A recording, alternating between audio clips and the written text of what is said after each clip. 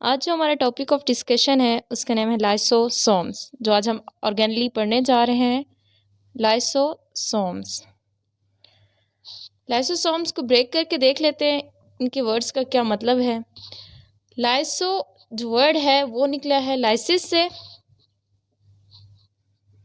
Lysis का मतलब होता है स्प्लिट करना,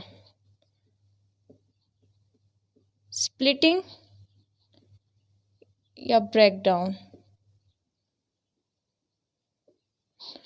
और जो सोम्स है, सोम्स सोमा से निकला है और सोमा का मतलब होता है बॉडी। तो इसका कंप्लीट मीनिंग क्या हुआ? लाइसोसोम्स का कंप्लीट मतलब हुआ lysosomes are the splitting bodies. ये किस तरह की बॉडीज हैं? Splitting bodies.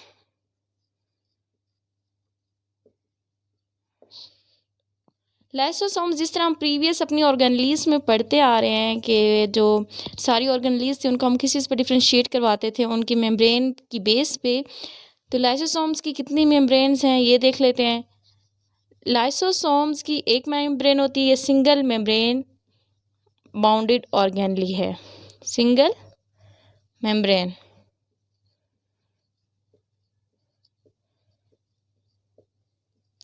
Single membrane bounded organelle. ये तो हमने इसके बारे में देख लिया, इसका मतलब क्या है, ये इसकी कितनी मेम्ब्रेन्स होती हैं। थोड़ी सी इसकी हिस्ट्री में चलते हैं, देखते हैं कि लाइसोसोम्स कब डिस्कवर हुआ और इसको किसने डिस्कवर किया। लाइसोसोम्स को एक साइंटिस्ट थे, क्रिश्चियन रेनी डी डेव। उन्होंने 1949 में लाइसोसोम्स को डिस्कवर किया था और कहा था कि ये एक ऐसी सिंगल मेम्ब्रेन बाउंडेड ऑर्गेनलीज होती हैं जिनका काम होता है कि लार्ज पीसीस को स्प्लिट कर देना, ब्रेक डाउन कर देना स्मॉल पीसेस में। कैसे ओरिजिनेट होते हैं, मतलब कैसे बनते हैं, इनकी ज़रा डायग्राम के थ्रू वो देख लेते हैं। ये सेल का क्या है? न्यूक्लियस है। न्यूक्लियस को हम डिटेल में पढ़ चुके हैं और ये हमने पढ़ा है कि न्यूक्लियस के साथ ही हमारे पास इंडोप्लाज्मिक रेटिकुलम अटैच होती है। और इंडोप्लाज्मिक रेटिकुलम का क्या काम होता है? लिपिड और प्रोटीन की सिंथेसाइज करना। उनकी सिंथेसिस जो होती है वो कौन सिंथेसाइज करता है? ईआर करती है, लिपिड और प्रोटीन। और जो लाइसोसोम्स के जो एंजाइम्स होते हैं उनको भी हमने कहा लाइसोसोम्स का क्या काम होता है? चीज़ों को स्प्लिट कर देना। तो उनको स्प्लिटिंग के लिए उसको किस चीज़ की ज़रूरत होती है? एंजाइम की। जो एंजाइम्स होते हैं वो क्या होते हैं? प्रोटीन इन नेचर होते हैं, प्रोटीन से मिलके बने होते हैं। ये हम अपने चैप्टर 6 में एंजाइम में डिटेल में पढ़ेंगे कि उन पे कौन से फैक्टर इफेक्ट करते हैं और एंजाइम किस चीज़ से मिलके बने होते हैं, इनके क्या करेक्टरिस्टिक हैं। तो जो लाइसोसोम्स के एंजाइम्स उनको सिंथेसाइज कौन करता है? ईआर करते हैं। अब दोबारा मैं रिपीट करूँ कि सेल का न्यूक्लियस है, न्यूक्लियस के साथ इंडोप्लाज्मिक रेटिकुलम अटैच होती है और उसका काम क्या होता है? सिंथेसाइज करना एंजाइम्स को और लिपिड को। अब वो जो सिंथेसाइज करते हैं एंजाइम को और लिपिड को, तो वो जो होते हैं एक रॉ मटेरियल फॉर्म में होते हैं। कौन सी फॉर्म में? रॉ मटेरियल की फॉर्म में।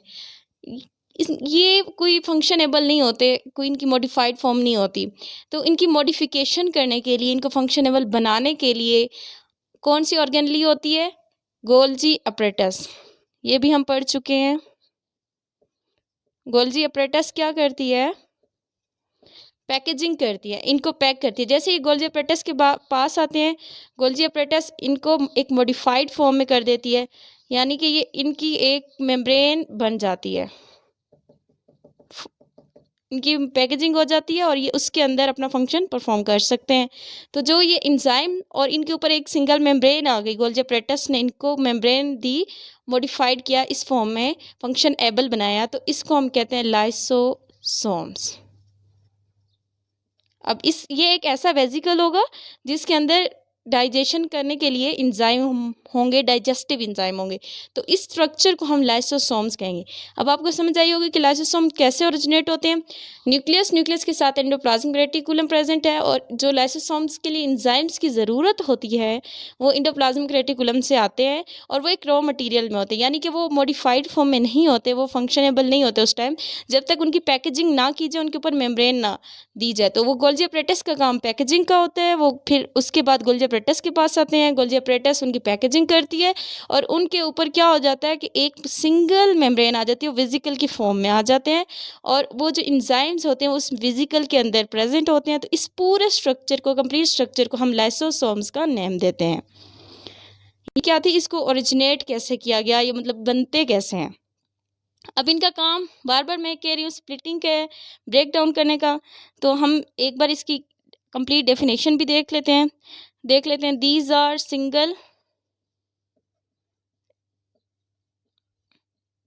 सिंगल मेम्ब्रेनस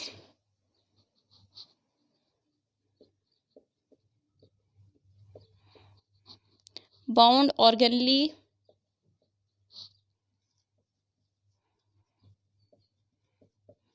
और इसका फंक्शन क्या है।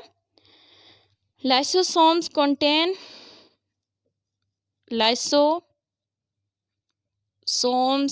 contain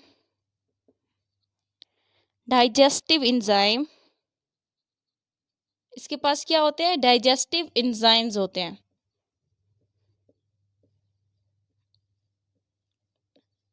डाइजेस्टिव एंजाइम्स, और ये डाइजेस्टिव एंजाइम क्या करते हैं, and work for the breakdown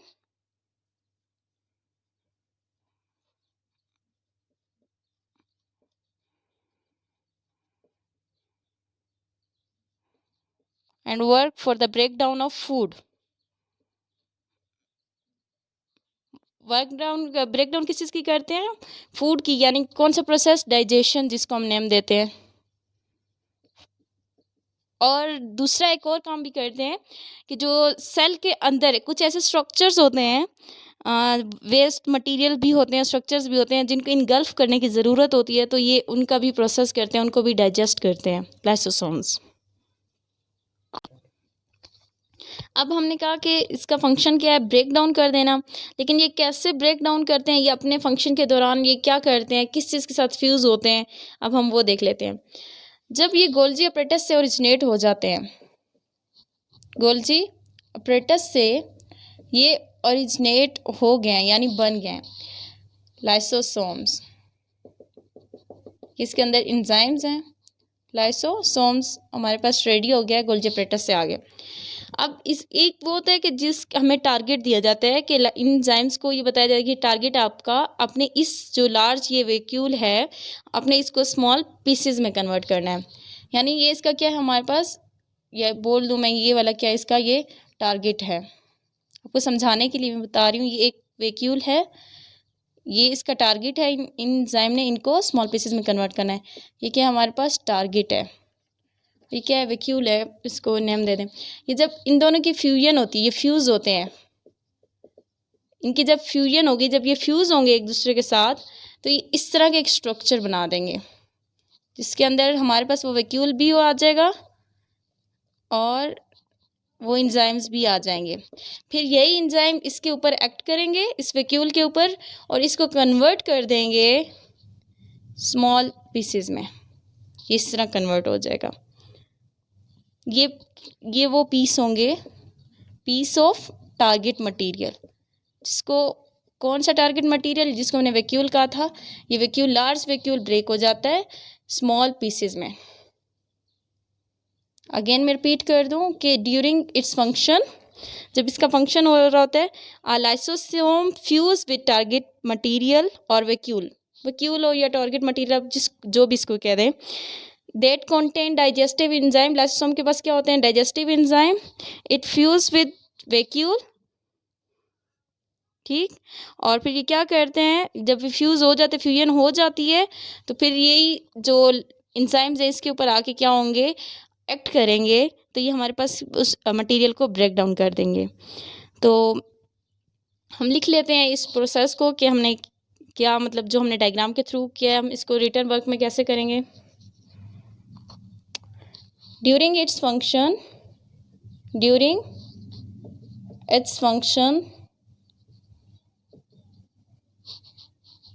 lysosomes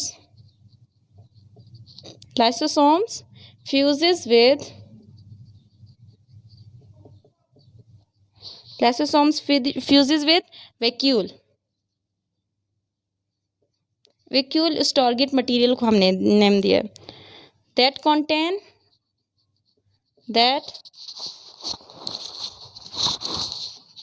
contain target material.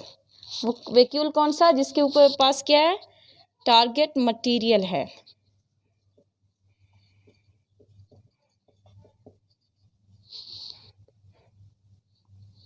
And its enzymes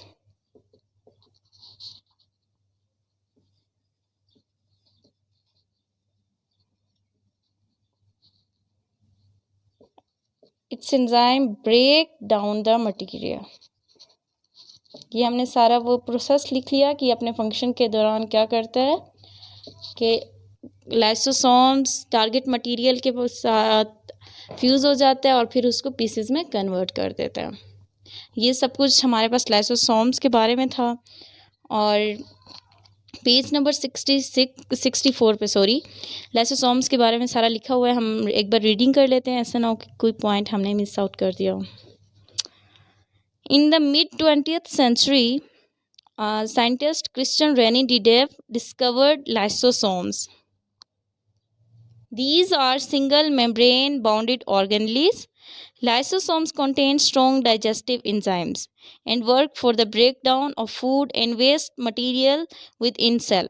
जो हम डिस्कस हमने किया डिटेल में वो सारा ये बता रहे हैं कि जो लाइसोसोम्स हैं उसके पास स्ट्रॉन्ग डाइजेस्टिव एंजाइम्स होते हैं और वो वर्क करते हैं किस चीज़ के लिए, ब्रेक डाउन के लिए, फूड की ब्रेक डाउन के लिए। और जो फूड की ब्रेक डाउन होती है उस प्रोसेस को नाम दिया जाता है डाइजेशन का।